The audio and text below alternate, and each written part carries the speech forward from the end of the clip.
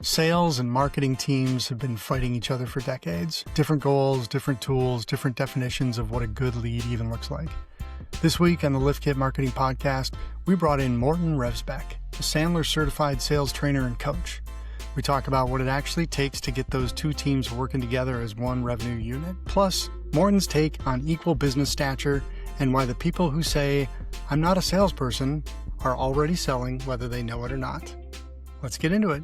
Danielle, have you ever heard of the term smarketing? No, this sounds made up. What is it? No. It's been around a while, but I think it's making a comeback. HubSpot coined it way back in the early 2000s, and they were using it to help illustrate how important it is for sales and marketing to be working together, collaborating on the same page. The reason I say I think it's making a comeback is that I pick up on friction sometimes in the B2B software tech space.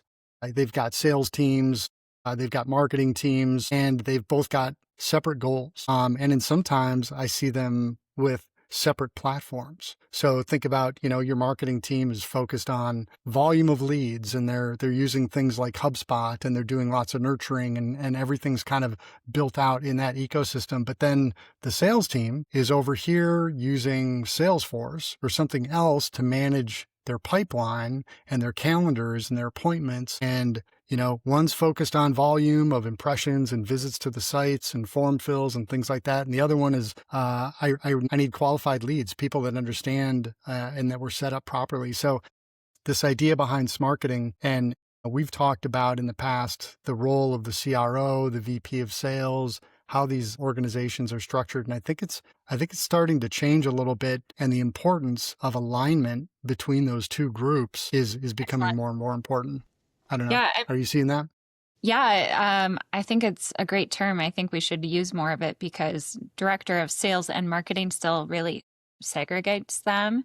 And it's more like you're going to be the teacher and manager of all of the people who can't get along. Smarketing, it's like, hey, we're all in the same room and we have to get along and we have to work together and we have a unified goal. So I like it. But I have been in that position. I've seen that it's really difficult when you are also seen as, we've had a lot of conversations about CEOs not really understanding the role of marketing. And I see that often with director of sales and marketing, if the director of sales and marketing has a sales background, they don't always really know what the role of marketing is and how they should integrate with that pipeline. So it's like, you just need to get leads, but all these leads are crap, do better. And there's sometimes just a misunderstanding of what that role really is, because it's not to just, queue up things for sales. That's my 2 cents. I would love to have more in-depth conversation about that though. Yeah, no, I think we will here with our guest today. But I also, I did a little digging around, kind of going back, looking at some of the content around smarketing. And I really liked the idea that I found about implementing a service level agreement between those two departments. And what that essentially means is the marketing department's commitment is to generate a specific number of high quality leads per month, or ensuring that leads meet a certain qualification criteria before passing them on, which I think a sales team would definitely appreciate. And then the sales team's commitment is more about following up on those marketing generated leads within a specific timely window, and then providing feedback on the quality of those leads back to the marketing team. So it becomes this loop of constant improvement and optimization between the two. And I think that nailed it in terms of how they should grow and how things should be optimized from a sales and marketing perspective. So with that, I want to introduce our guest, who's an experienced sales trainer. Today's guest has one of the more interesting origin stories you'll hear. Morten Revsbech started his career guarding the Queen of Denmark. He built a sales and leadership career across Europe and then the US. And now he helps business owners and sales teams stop chasing bad leads and start closing better ones. He's a Sandler certified sales trainer and coach, and he's based in Tampa Bay. He's got some sharp thinking on why most sales conversations go sideways before they even get started. So, Morten, welcome to the show. Thank you very much. Thanks for having me. So I gotta ask, Queen of Denmark. Tell me more about that history within your career. Yeah. So Early on, my brother was in the same Royal Guards and he's 10 years older than me. So that road to me was, I looked up to my brother. So it was pretty easy for me to see that road ahead of me. So as soon as I was able, which is 18 years of age in Denmark, I raised my hand and said, I'm willing to go to protect the Queen of Denmark. Who wouldn't, by the way, and join the Royal Guards, which is an army branch in Denmark. So there is a branch within the Royal Guards that is a horse. What's the version of it? But yes, there is actually a branch that they use the horses as part of it, which obviously goes hundreds years back in time as well. So how long did you do that? I was in the Royal Guards for about 3 years. So I was a soldier, and you go through the normal training, and then you go into, or you can choose to go into the sergeant road of it, which you go to an academy for about 9 months, and then you graduate from that, and then you go into the Royal Guards again, and then you get your command in there, and then do your time for about 6 to 8 months there. So that was my road. Do your time means something a little different to me. Well, that's glamorous, I guess. And that said that way, yes. It felt glamorous.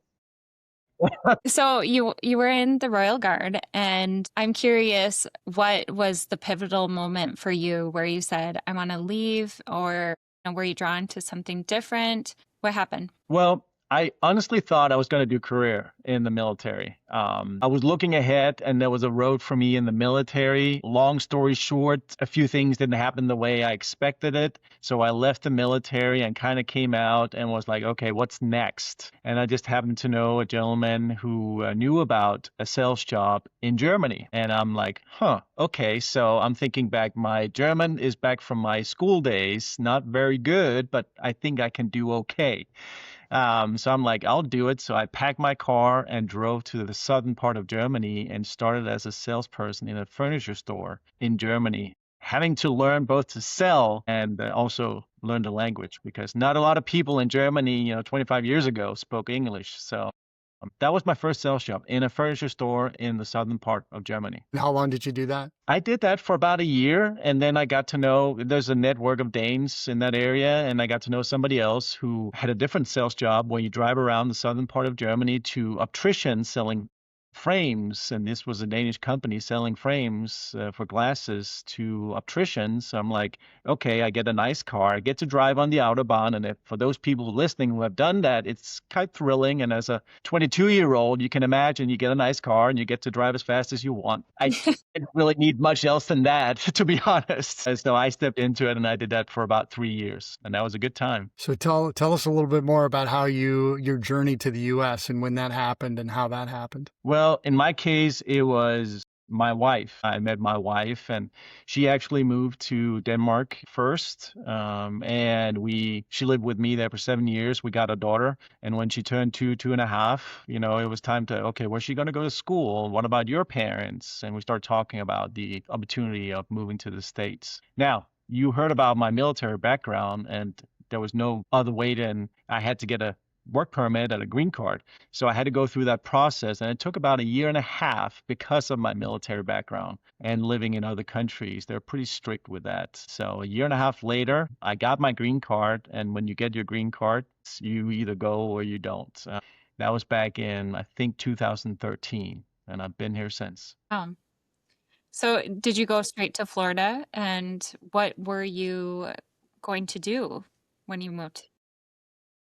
That's a good question. So my career was after the military was all sales and sales leadership, right? So I was working within a large media company in Denmark before moving. And I actually started looking for jobs before we moved. And we were going to move to a place in the panhandle of Florida. But we love the beach. And I started calling on different companies there. And I got to talk to a HR director with the local newspaper in Panama City, so the Panama City News Herald.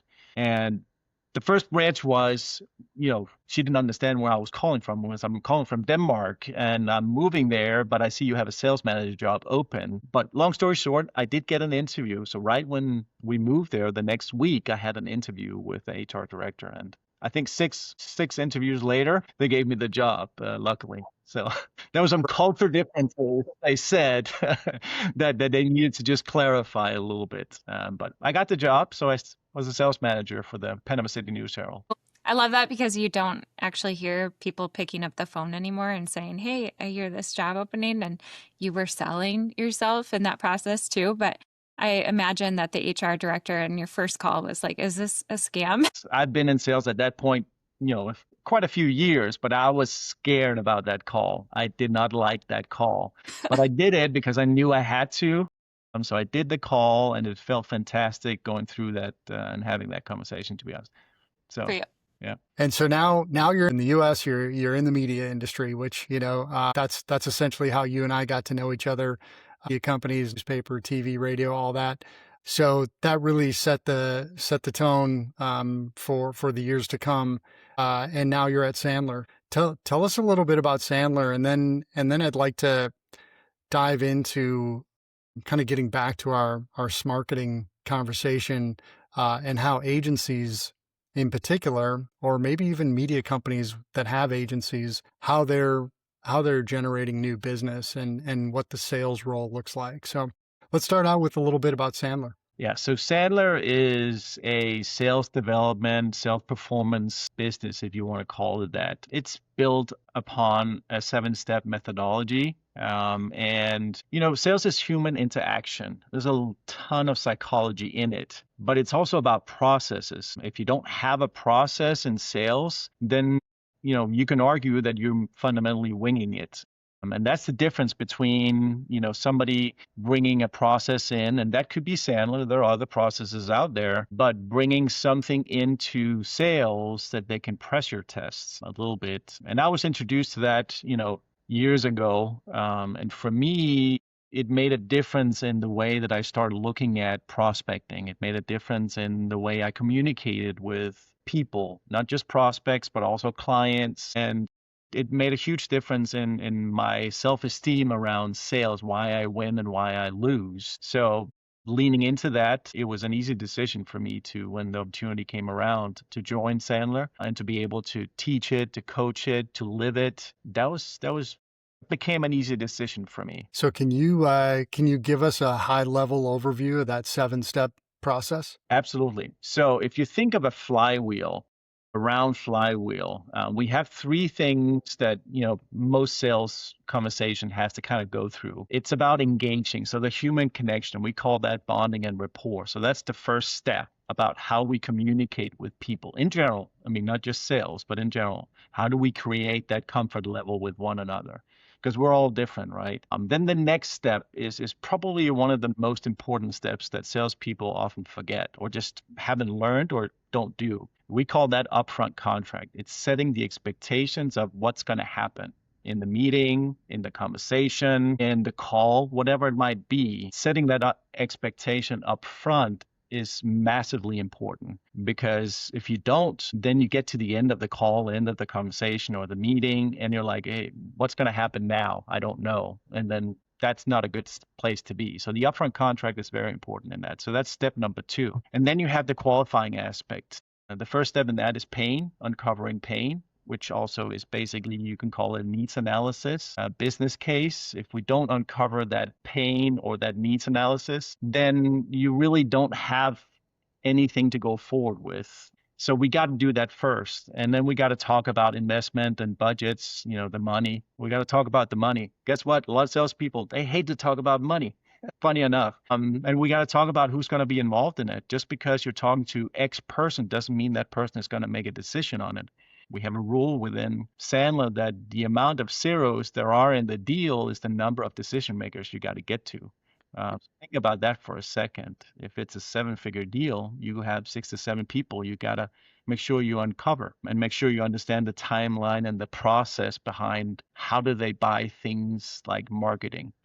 When was the last time they bought that, and how did they do that? And we got to understand that process. And when you've done those 5 steps, now you're ready to present, and not before. And that's where we oftentimes get it wrong, right? Because salespeople is like, hey, if I feel like there's good chemistry here, and they're asking me about money, it means I'm ready to present and I got to negotiate. If you haven't uncovered pain, then that's a black hole to dive into. And if you don't know if they even got money to spend on it or want to spend on it, and you might not even be talking to the right person, well, that's when you end up in that evil follow-up step, or some will call it ghosting. We've all been there. And then the last step is post-sale. So that's step number 7. And post-sale, we typically make sure we follow the deal all the way through, hand it over if it needs to be handed over. And we talk about referrals. You'll be surprised, but 97% of salespeople do not ask for referrals actively. 80% of business that comes in through referrals. So think about that for a second. Then you can imagine how much business that could be had if we just ask. Right. Yeah. Referrals and growth from existing customers is where a lot of the new revenue is hidden. Right. Absolutely. So Morten, looking at smarketing, this is helpful. I think that 7 steps. Thank you for sharing that, because a lot of marketers aren't given that information. There's a big feud between the sales and marketing departments. So what's your take on smarketing, and what do you think that marketers should know about sales? It's a good question. I mean, the disconnect oftentimes is breaching communication, as simple as that. Maybe marketing has a set of KPIs or a set of data they work by, but it's not aligned with sales. So making sure that those are developed in the same room among the same people. And yes, we're talking about team sizes that could be 500 people in big businesses, or 10 people in a smaller agency. So it could be different departments that has to get together, or it could be 2 people who have to talk together about this and make sure they agree on what that's going to look like. So for me, it starts with communicating and agreeing on, the different KPIs that marketing work with and what sales work with as well, to make sure that's aligned. First of all, having a CRM, I think, is crucially important. What's the ideal client profile? You got to agree on that, because when marketing sends leads into the system that is getting picked up by sales, I can't tell you how many salespeople I've talked to. Well, I didn't close it because it was the wrong type of client. These are not right for us. And then, what am I supposed to do with this, right? So you got to agree on the basics first, and then you talk about steps in the process when it enters into the CRM. How long is it allowed to sit there? If you look at data, if you don't reach out to somebody that has filled out a form fill within 5 to 10 minutes after they've done it, now your close rate, a potential close rate, go down exponentially. And how many really does that when it comes in, reaches out within 5 to 10 minutes? That's not a long time, right? One would say maybe 60 minutes or an hour is okay, and I would agree with that. But if you wait 24 to 48 hours to reach out to that person that at that moment filled out because at that moment they had a need, you might be too late. So there's a lot of timing in it. And then when it does come in, if you have 6, 7, 8 salespeople or more, who's picking it up? Is there a system around that? Because it's easy just to blame marketing and saying, well, it's not the right lead, or they were already on to the competitor. Well, it might stem somewhere else. Marketing might have done exactly what they were supposed to do, but you didn't pick it up soon enough, or you didn't figure out who should pick it up soon enough, as an example. And just to build on that, the essential 5 components of a strategic integration between sales and marketing. What I'm picking up on is that you've got to make sure that these 2 teams are speaking the same language and they've got the same shared goals. Number 1, too often they're not aligned. And then understanding that ideal customer together, like making sure they're on the same page in terms of who we need to be contacting and why, and really spelling that out. The ICP is fully agreed upon, ideal customer profile. Then what I mentioned earlier, that service level agreement between the 2, I think that's a key component. And then ongoing and regular communication. And Morten, I think you hit on that as well. And this comes into like a RevOps type of role too. That RevOps department is fairly new in the last maybe 10 years or so, where you've got this kind of third party that's sitting in between it all, paying attention to the analytics and the conversion rates and the data. And they're joining these sales and marketing team meetings to help illustrate, really what's happening here. And then that just goes back to the whole closed loop reporting and the transparency. So I think if you can really nail those 5 things, you've got yourself a really tight-knit group between sales, marketing, and rev ops? Sometimes what is also missed is a little bit of what did they respond to? Like the ones who filled out the form fill, what was the messaging that they responded to? I see that with sales quite a bit, that there's a feedback loop that goes back to what was this campaign, or what did they respond to? What did they feel the pain? Because that's what they got to resonate with when they have a conversation with the client. And sometimes that information can be missing a little bit because we're sending a lead through, but we're not filling out or having a place to put in how did it come about? What did they respond to? What potential pain did they respond to when they filled out? That can be important information that can help sales increase their close rate on it as well. Yeah, let's bring it back to the agency world for a minute. So I'm thinking about agencies in general and how they generate new business. And in my head, I'm thinking of like three buckets. You've got this one agency that is generating business very organically. Word of mouth, reputation, introductions, referrals. And to me, that agency is smaller. They've been around a while. And then there's kind of the other extreme where you've got this larger agency that's got a high volume of lead generation and outbound effort going on. They've got inbound, they've got outbound, and they've got big teams, but they've also got churn, and they're more transactional, and it's a higher volume, lower sales. And then you've got maybe someone in between where they're relying entirely on inbound. They're doing a ton of content production and putting themselves out there, demand gen, if you will, and no real outbound sales team. I think that's totally right. There's some agencies where you can't even find their website, and they do no search engine optimization or anything. They're kind of invisible.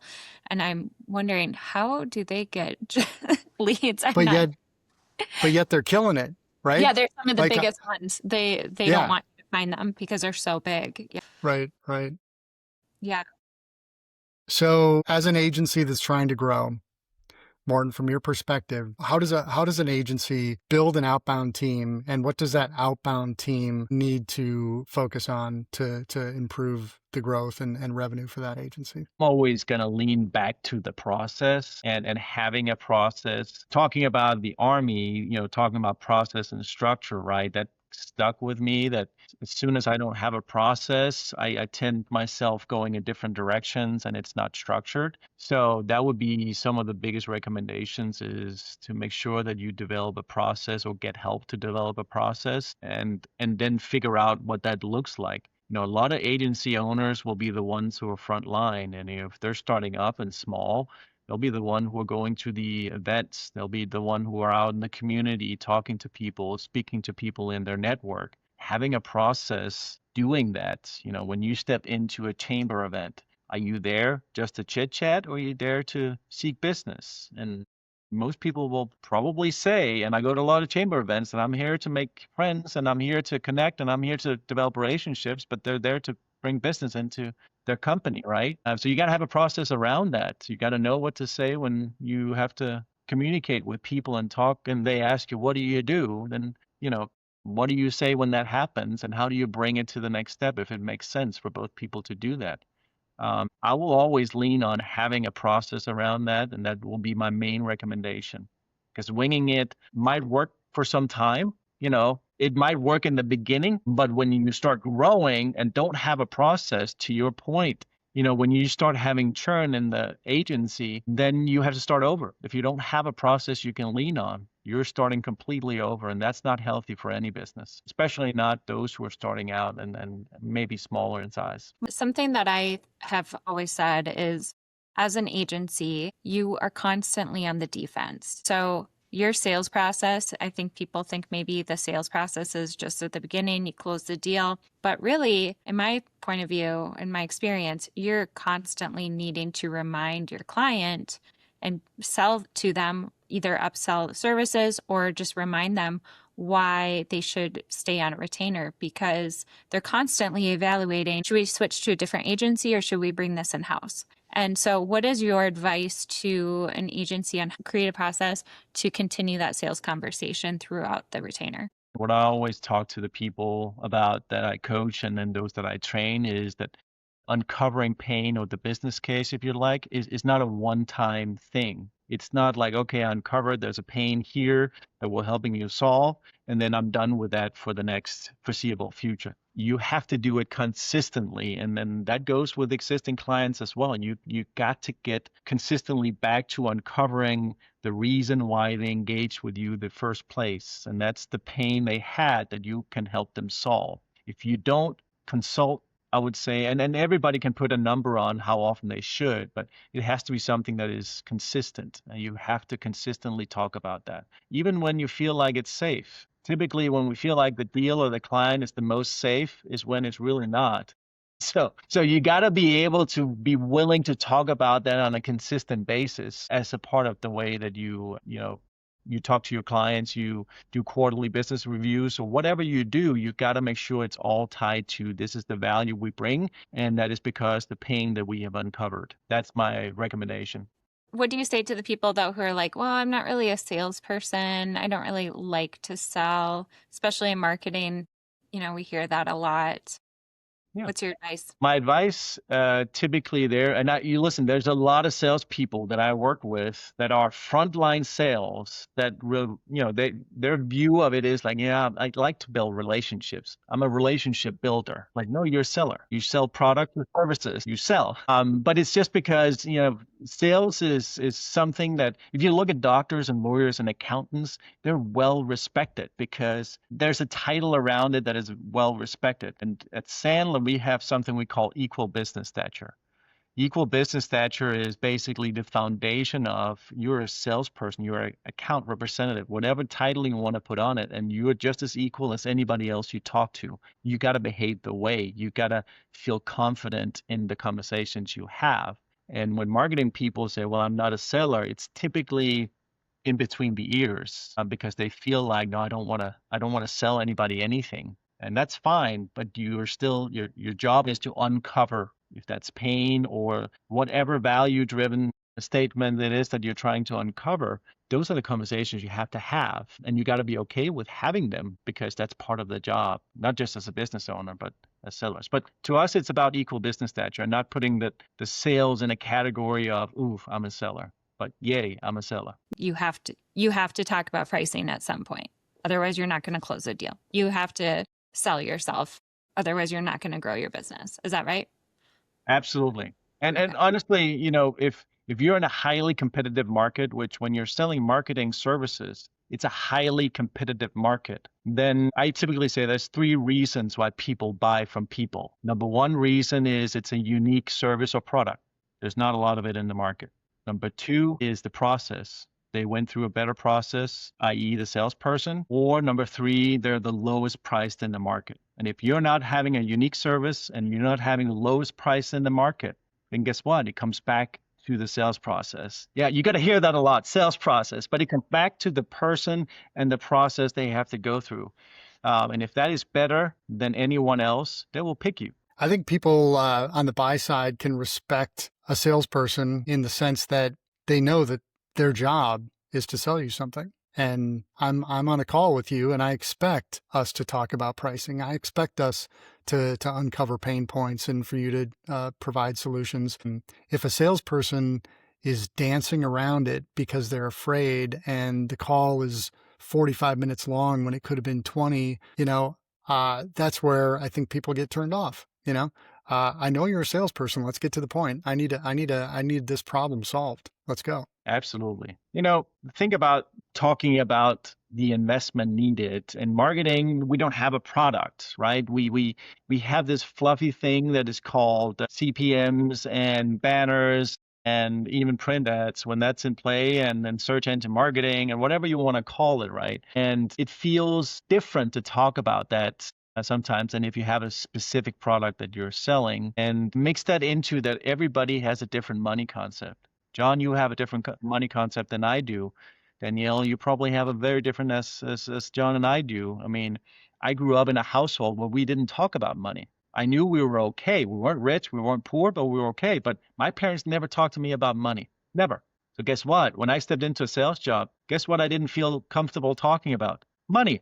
I didn't feel comfortable talking about money at all. We all have a money concept like that. And we got to be aware of it. And we got to know that the person we're talking to likely have their own money concept. Yeah, that's a great point. I think just thinking more about agencies and selling agencies, it's probably one of the more complex things because there's so many different products and services. And depending on the client, even B2B, B2C, whatever, but then the industry, the market, is an email marketing campaign going to help you? Is SEO going to help you? Is paid ads, programmatic? You've got all these different things. Do you need a new website? When it comes to selling the services of an agency, you really have to have a good understanding of the entire marketing ecosystem. And from a buyer perspective, if you don't present yourself almost as a consultant, and even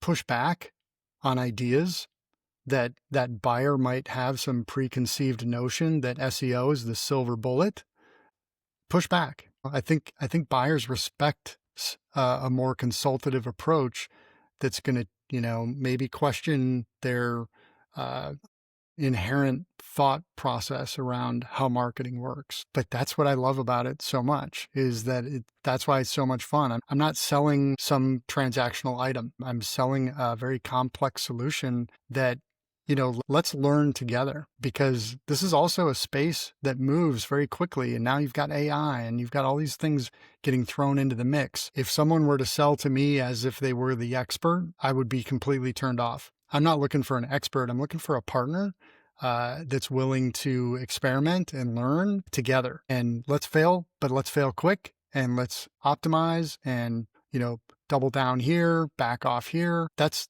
kind of what an agency partnership, a really good agency partnership, looks like for me. It's not like, hey, that didn't work, I'm moving on to a different agency. That's not the kind of client I'd want, and I don't think that they want that kind of partnership either. Agencies are getting very complicated, but at the same time, way more niche. Like the service that they're providing, I should say, is getting more complicated because the technology is getting more complicated. Like, we run paid ads. Is that TikTok, Reddit, Snapchat, YouTube, Facebook, Google, Bang? We could create a very robust list of where we are delivering ads. And then you get into a whole thing of, well, do you have a creative strategist? Are we the creative strategist? Are you going to provide the creative? What about UGC? And it's just becoming like layer after layer after layer.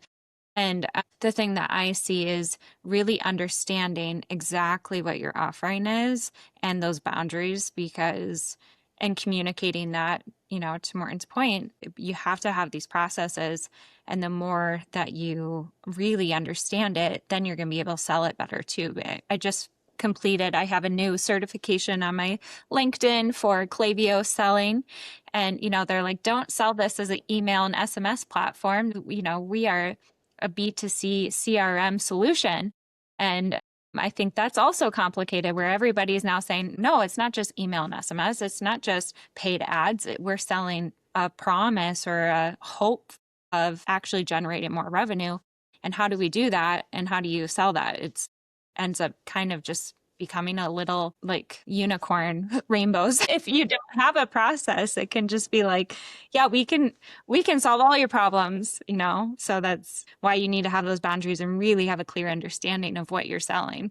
Morten, with Sandler, are they primarily focused on helping media companies, or is it kind of industry agnostic? Right now, I work with a financial advisory firm. I work with media company. I work with a construction company. I work with a software company. I would work with a company that sells greenhouses in the Midwest. So to us, sure, we can lean into certain industries. And I would say the process makes obviously more sense and then has more impact if it's a longer sales cycle. Some of these type of sales can be extremely transactional, one call close and all that. And that has a place with a process, but the process becomes much more valuable if you have a little bit longer and more steps in the sales process. And luckily for us, most sales processes, 90% of sales processes really have that, and you got to be mindful of that.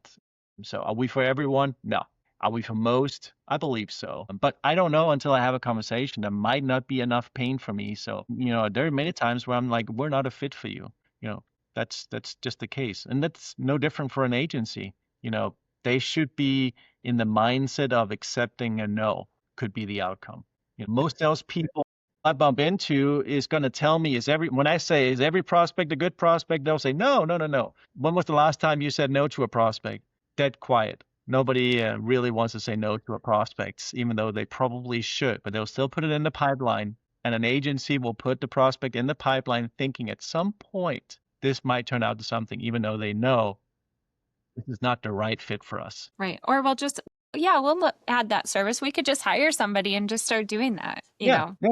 Yeah. For us in the media industry, I remember when search engine marketing came about, right? And PPC and all that cost per click came about. And we're like, we got to get into that business. There was no money in it. Zero. We made no money on it, but we felt like we had to get into it, right? Even though it was really not in our wheelhouse. And that's, I think, certain areas, sometimes maybe regardless of size, feel like they have to bring something to the table, even though it really brings no value to them or the clients. I've seen it, and maybe you have as well. Well, and that's where I think having really great agency partnerships is important and is very easy to obtain in this day and age.